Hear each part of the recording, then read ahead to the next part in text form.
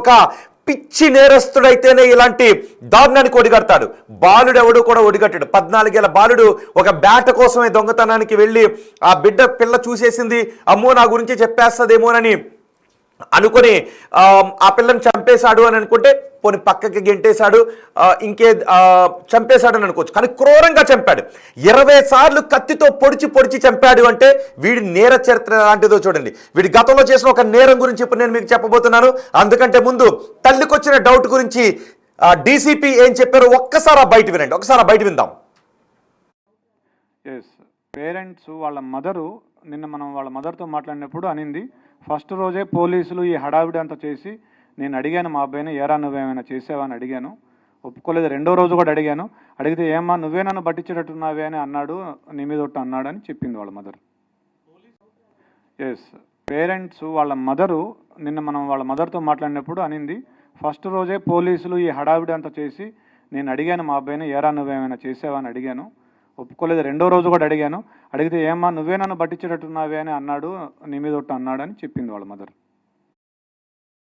విన్నారుగా, తల్లి బిడ్డని అడిగింది. పోలీసుల హడావిడి చూసి పక్కింట్లో ఒక 11-12 ఏళ్ల బాలిక చనిపోయింది అంటే ఏ తల్లైనా ఏం చెప్పింది, అరే పాపం సహస్రని ఎవరో చంపేశారంట్రా అని కదా బిడ్డకి చెప్పాలి. అరే నువ్వు చంపేవేంట్రా అని ఒక తల్లి బిడ్డని అడిగింది అంటే వాడి నేర చరిత్ర గురించి తల్లికి ఎంత అనుమానం ఉందో ఒక్కసారి ఆలోచించండి. ఏ తల్లైనా అడగగలుగుతుందా? ఏ తల్లైనా బిడ్డను అలా అనుమానించగలుగుతుందా? ఆ బిడ్డ పచ్చి వెధవ అయితే, పచ్చి క్రిమినల్ అయితే వాడిని మాత్రమే తల్లి అడగగలుగుతుంది, ఎరా నువ్వు చేసేవని. అంటే వీడు గజ దొంగ, పెద్ద వెధవ అనే విషయం ఆ తల్లికి తెలుసు అనమాట. వీడొక హ్యాబిచువల్ అఫెండర్ అనే విషయం తల్లికి తెలుసు. అందుకే పక్కింట్లో సహస్ర, అరే మొన్నే కదరా బర్త్డేకి వెళ్ళి కేక్ తినిపించి వచ్చావు, ఆ పాపను ఎవరో చంపేశారంటారా, పాపం అన్ని కత్తిపోట్లు పొడిచారు, ఎవరు చంపేసి ఉంటారో అంటావు అని కదా బిడ్డతో మాట్లాడాలి, జాగ్రత్తగా ఉండాలి అని కదా బిడ్డకి చెప్పాలి. కానీ సహస్రను చనిపోయింది, పోలీసులు వెతుకుతున్నారు అంటే బాలుడు చంపాడు అని కూడా పోలీసులు అనలేదుగా. ఎవడో ఒక 25 ఏళ్ల వ్యక్తి అయ్యుండి ఉంటాడు అనే అనుమానాలు కదా పోలీసులు వ్యక్తం చేసింది.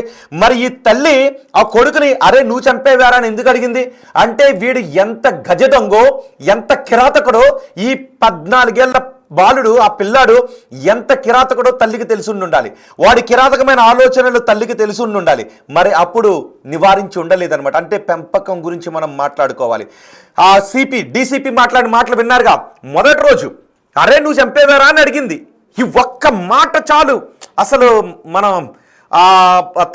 తల్లికి ముందే తెలుసు అంటానికి. ఆ 2వ రోజు కూడా అడిగిందంట, అరే నువ్వేమన్నా చేసేవారా అని అడిగిందంట. అడిగితే అమ్మ నువ్వే నన్ను పట్టించేలాగా ఉన్నావు అని అన్నాడంట. అదేంటి నువ్వే నన్ను పట్టించేలాగా ఉన్నావు, ఆ కాన్వర్సేషన్ నాకు అర్థం కాలేదు. మీకెవరికైనా అర్థమైతే చెప్పండి. తల్లి బిడ్డను ఎందుకు అడుగుద్ది? 14 ఏళ్ల బిడ్డ, 10వ తరగతి చదువుతున్న బిడ్డ, ఆ బిడ్డకి ఏం చెప్పాలి? అరే పాపం సహస్రంట్రా, పక్కింటి సహస్రాన్ని ఎవరో చంపేశారంట్రా, అయ్యో పాపం ఎలా తట్టుకుందో ఆ పిచ్చి తల్లి, అంత కిరాతకంగా ఎవరు చంపారు అని అడగాల్సిన తల్లి. మనందరం అలాగే అనుకున్నాం కదా. ఎక్కడో తెలంగాణలో మారుమూల ఉన్న జిల్లా నుంచి ఆంధ్రప్రదేశ్లో ఆ మారుమూల ఉన్న జిల్లా వరకు సహస్రం మరణాన్ని తలుచుకుని ఇలాగే కదా అనుకున్నాం. పాపం ఆ పసిబిడ్డ ఎలా తట్టుకుందాని కదా అనుకున్నాం. కానీ వాళ్ళమ్మ కొడుకుని ఎందుకు అడిగింది? అరే నువ్వు చంపేవారా అని ఎందుకు అడిగింది అంటే వీడు ఎంత గజ దొంగో ఆ తల్లికి అనుమానం ఉందన్నమాట. ఇప్పుడు మరో భయానక విషయాన్ని, వాడు ఎంత గజ దొంగో చెప్పే ఒక బయటని మీకు వినిపించబోతున్నాను. ఆ మాట కూడా విన్న తర్వాత మీరు చెప్పండి ఆ తల్లికి వీడు ఎంత గజ దొంగో తెలుసు అనే ఆధారాన్ని ఇప్పుడు నేను చూపించబోతున్నాను. ఒక్కసారి వాడు 2 నెలల క్రితం వీడు ఈ బాలుడు సెల్ ఫోన్ కొనుక్కున్నాడంట. అక్కడున్న విలేకరులు అడిగారు, వీడికి గతంలో ఏదైనా దొంగతనాల చరిత్ర ఉందని అడిగితే డీసీపీ ఏం చెప్పారో తెలుసా? నేను ఒక విషయాన్ని చెప్తాను అని చెప్పి వీడు 2 నెలల క్రితం ఒక సెల్ ఫోన్ కొనుక్కున్నాడు. ఆ సెల్ ఫోన్ కొనుక్కోవడానికి తల్లి తండ్రి డబ్బులు ఇవ్వలేదు, వాడి దగ్గర డబ్బులు లేవు. కానీ ఎలా కొనుక్కున్నాడో మీకే వదిలేస్తున్నా, మీరే ఆలోచించుకోండి అని సిపి అన్నారు.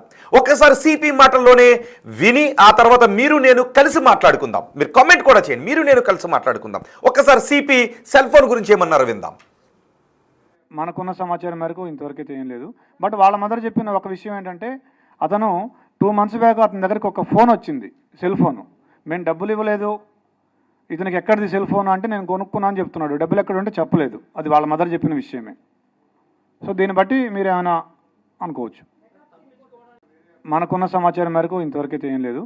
బట్ వాళ్ళ మదర్ చెప్పిన ఒక విషయం ఏంటంటే అతను 2 months బ్యాక్ అతని దగ్గరికి ఒక ఫోన్ వచ్చింది, సెల్ ఫోను.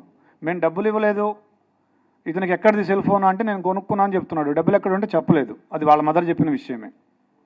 సో దీన్ని బట్టి మీరు ఏమైనా అనుకోవచ్చు. మనకున్న సమాచారం మేరకు ఇంతవరకైతే ఏం లేదు.